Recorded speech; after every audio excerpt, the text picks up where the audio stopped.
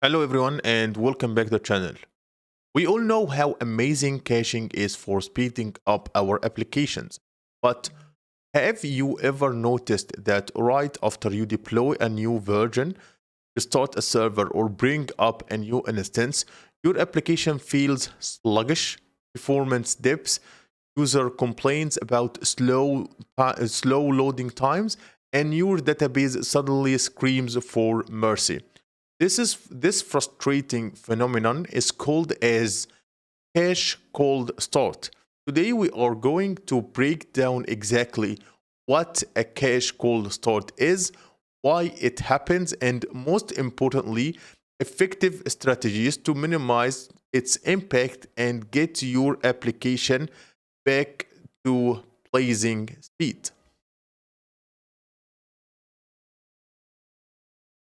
So, what is cache cold start?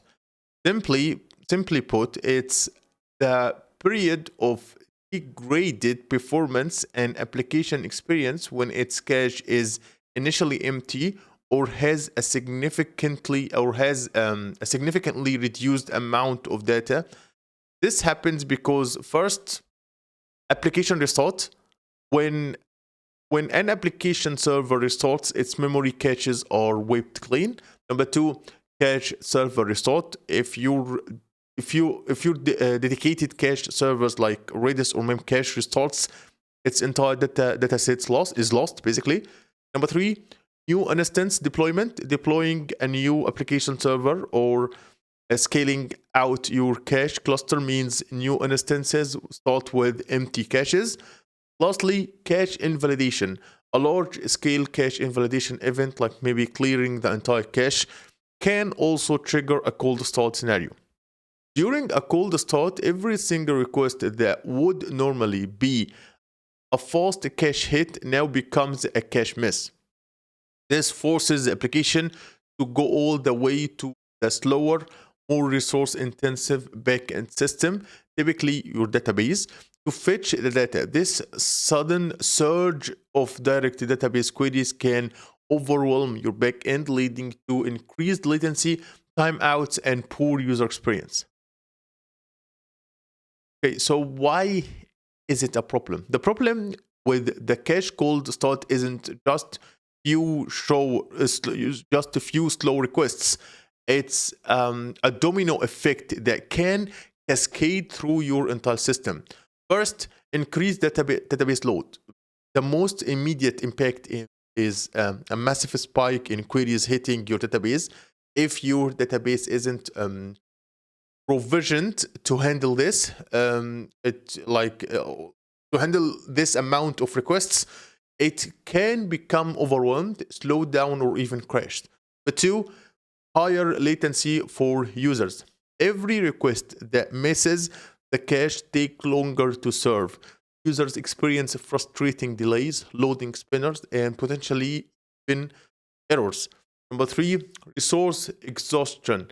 Your application servers might consume more CPU and memory as they handle the additional logic fetching from the database, transforming data, and populating the cache.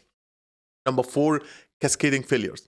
An extreme cascade on overwhelmed database can lead to servers timing out, causing connection poor exhaustion, and eventually bringing down parts or all of your application.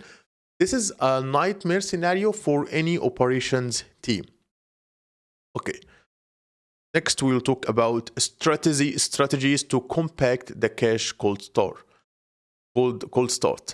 Thankfully, there are several effective strategies to compact the cache cold start and minimize its impact. Number one, cache warming or preloading. And instead of waiting for users to trigger cache misses, you proactively populate your cache with essential data before it's needed. This can be done immediately after restart a deployment or deployment. The implementation of it, like you can have a dedicated script or background job for a specific API endpoint that upon startup iterates through your most critical or frequent access data. and issues requests to populate the cache. For example, preloading popular product catalogs, user session data for frequently accessed configuration settings. The pros of this one is to significantly reduce initial user impact, as many requests will immediately find data in the cache. The cons of it requires identifying hot data can still put load on the database during the warming. If the cache is very large, warming can take time. Number two, lazy loading. This is the default behavior of the cache aside pattern. Data is only loaded into the cache when it's first accessed on a cache miss. Simple to implement, no upfront load on the database from warming, efficient from data that might not be frequently accessed. The cons of it, every first request for an item will be slow, not ideal for mission critical highly concurrent data. Number three, we have use persistent cache. Some caching systems like Redis offer persistent mechanism using like snapshots or something. When the cache server restarts, it can reload its data from disk, reducing the cold period. The pros of it can largely eliminate cold start for the cache layer itself. Data survives restarts. Okay. The cons of it reduces disk I/O, which slightly increases complexity and can add to start time. Persistent configuration needs careful tuning. Number four, distributed caches with replication. For critical systems, deploy a distributed cache cluster like Redis cluster memcache with consistent hashing.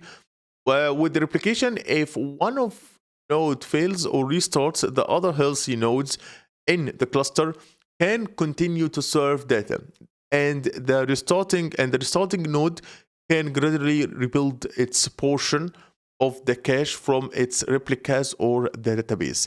The pros of it's high availability and fault tolerance, minimizes cold start impact across the entire cache. The cons of it adds significant architectural and operational complexity. And lastly, we have the cricket breakers and fallbacks. We can implement the cricket breakers if your application code, if the database in your application code, if the database start to become overwhelmed during a cold start, the cricket breaker or circuit breaker can temporarily redirect requests to fallback mechanism, which basically instead of overwhelming the database further. The pros of it protects the back end from cascading failures. The cons of it require careful implementation, might serve non-real-time data. Okay.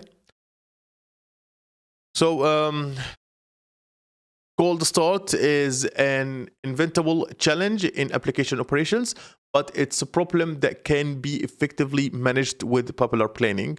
By understanding the causes and implementing strategies like cache warming, utilizing persistent caches, designing with distributed systems, and adding resilience mechanisms, you can significantly reduce the impact of cold starts. This ensures your application delivers consistent, high-performance experience even after a start or deployment. Remember, a warm cache is happy cache, and the happy cache leads to happy users. So yeah, that's it for this video, and thank you for watching this video, and see you in the future.